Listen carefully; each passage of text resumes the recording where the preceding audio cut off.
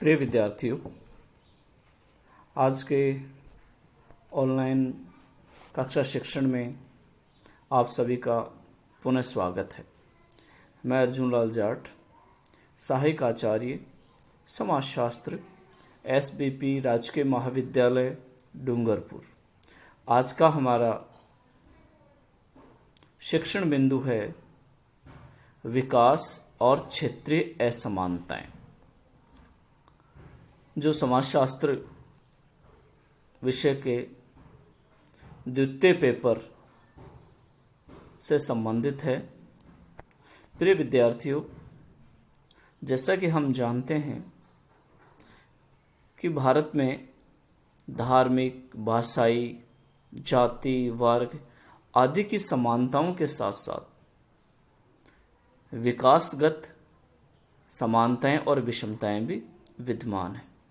आज भारत में जितने भी राज्य, जितने भी केंद्र शासित प्रदेश हैं, उनमें समान आर्थिक विकास की स्थिति नहीं है।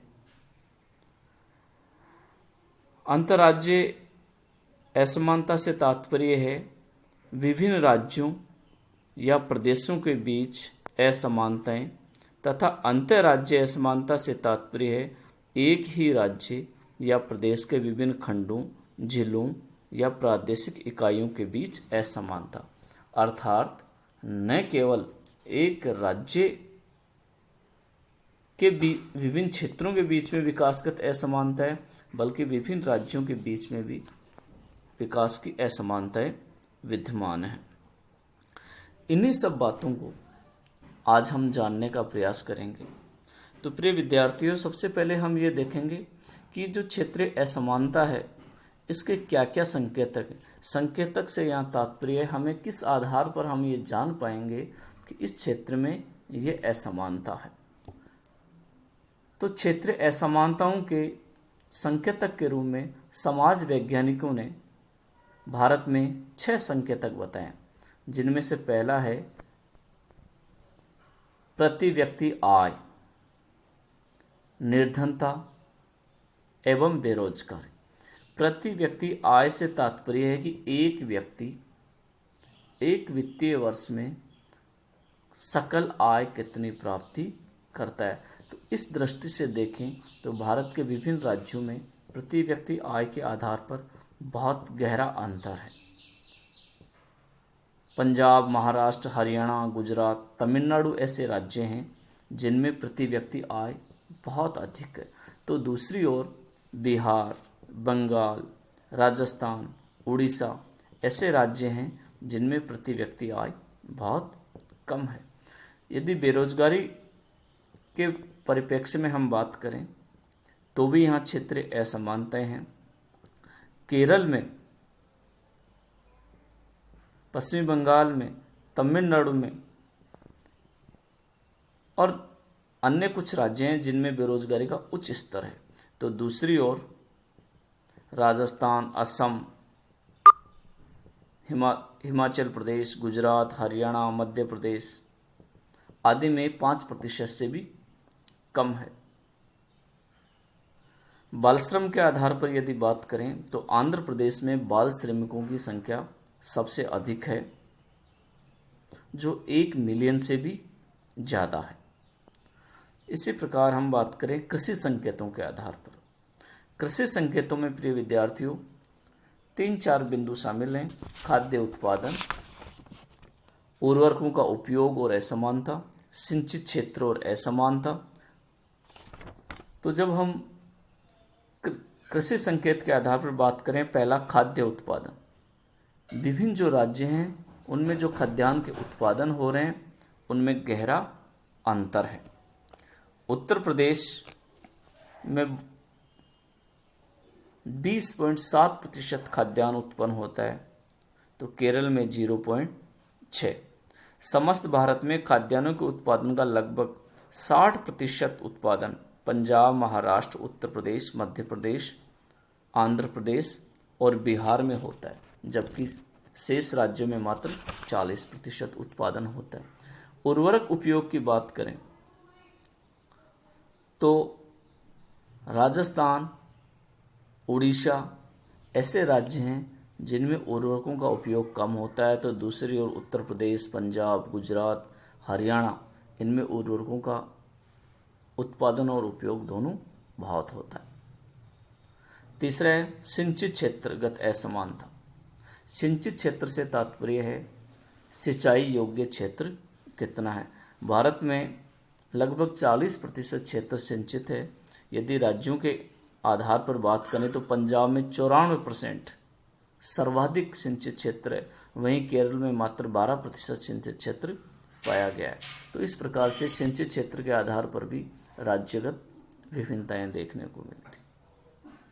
औद्योगिक संकेत की बात करें, औद्योगिक संकेत का यह तात्पर्य है उद्योगों की स्थापना, उद्योगों की संख्या, कर्मचारियों की संख्या, फैक्ट्री, पूंजी, उत्पादन मूल्य आदि को शामिल करते हैं। यदि इस आधार पर बात करें तो आंध्र प्रदेश, असम, बिहार, हरियाणा, गुजरात, दिल्ली, कर्नाटक, केरल, मध्य प्रदेश, महाराष्ट्र, पंजाब आदि ऐसे राज्य हैं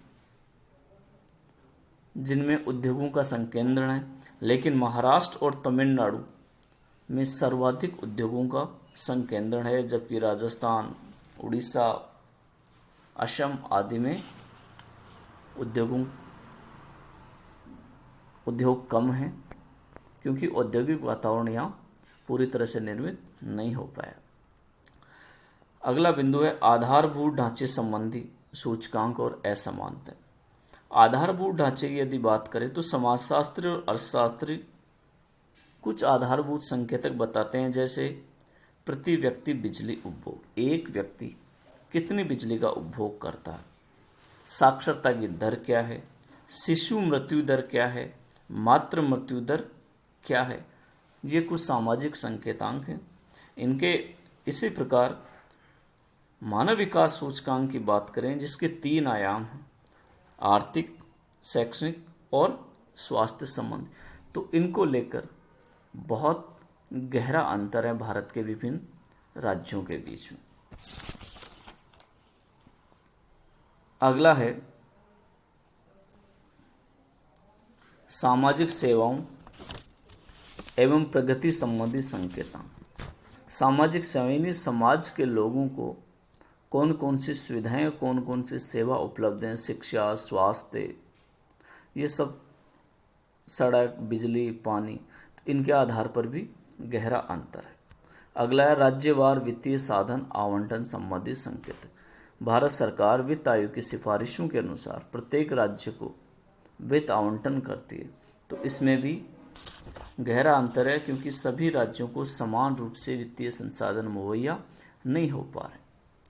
प्रिय विद्यार्थियों, अब इसके बाद हम जानेंगे क्षेत्रीय असमानता के कारण। आखिर क्या कारण है? तो 6 अंतर हमने यहाँ खोजे। पहला अंतर है प्राकृतिक संसाधनों में अंतर। सभी राज्यों में प्रकृति प्रदत्त जो संसाधन हैं वो एक समान नहीं है। सभी की जलवायु, वर्षा, भूमि की उर्वरता, वन संपदा, खनिज पदार्थ, नदियाँ आदि समान नहीं, यानी भौगोलिक परिस्थितियाँ भिन्न भिन्न हैं, जो भी आर्थिक विकास में अंतर को बढ़ाता है। दूसरा है आर्थिक संसाधनों में अंतर। प्राकृतिक संसाधनों के बाद वहाँ के आर्थिक संसाधन कैसे हैं, आर्थिक स्थिति कैसी है, पैदावार कैसी होती है, उद्योगों की स्थापना कैसी हुई, ये यहाँ की अर्थव्यवस्था में अंतर को उत्पन्न करते हैं। तीसरा है सामाजिक पिछड़ापन। भारत के बहुत से राज्यों में आज भी सामाजिक पिछड़ापन विद्यमान है, जो क्षेत्रीय असमानता के लिए बहुत गहरा उत्तरदायी है। गुजरात जैसा प्रदेश जो औद्योगिक दृष्टि से उत्तम है, परंतु सामाजिक दृष्टि से पिछड़ा हुआ है। केरल राज्य शिक्षा, स्वास्थ्य आदि में काफ़ी विकसित है, परंतु निर्धनता और बेरोजगारी की दृष्टि से काफ़ी पिछड़ा हुआ है। ऐसा ही स्थिति राजस्थान की है। अगला विनियोग की मात्रा में अंतर। क्षेत्र के विकास पर विनियोग की मात्रा का सीधा फर्क पड़ता है। देश के बंदरगाह वाले प्रदेशों, निर्यात करने वाली फसलों की पैदावार करने वाले राज्य, सैनिक दृष्टि से महत्वपूर्ण राज्य आदि में भारत सरकार द्वारा भारी मात्रा में वित्तीय विनिवेश हुआ है, जिससे उस क्षेत्र का आर्थिक विकास हुआ है। अगला है योजनाओं की प्रगति में अंतर। 1951 में प्रथम पंचवर्षीय योजना शुरू की गई। पंचवर्षीय योजनाओं के माध्यम से सभी क्षेत्रों में विकास को प्राथमिकता दी गई। विशेष क्षेत्र विकास कार्यक्रम भी चलाए गए, लेकिन इन योजनाओं की जो प्रगति का अंतर है वो बहुत से राज्यों में आर्थिक विकास के अंतर को आगे बढ़ाता है। अगला है जनता के दृष्टिकोण एवं सहयोग में अंतर। सामाजिक आर्थिक विकास की जो योजनाएं चली उसमें वहाँ की स्थानीय जनता का क्या योगदान है, ऐतिहासिक परंपराएं क्या रही हैं, पृष्ठभूमि क्या रहे हैं, इन सब का आर्थिक विकास के ऊपर गहरा प्रभाव पड़ता है। प्रिय विद्यार्थियों, आज हमने क्षेत्रीय असमानता, आर्थिक विकास, क्षेत्रगत असमानताएं जो बिंदु था उस पर शिक्षण कार्य किया। निश्चित रूप से आपको इससे लाभ हुआ होगा। धन्यवाद।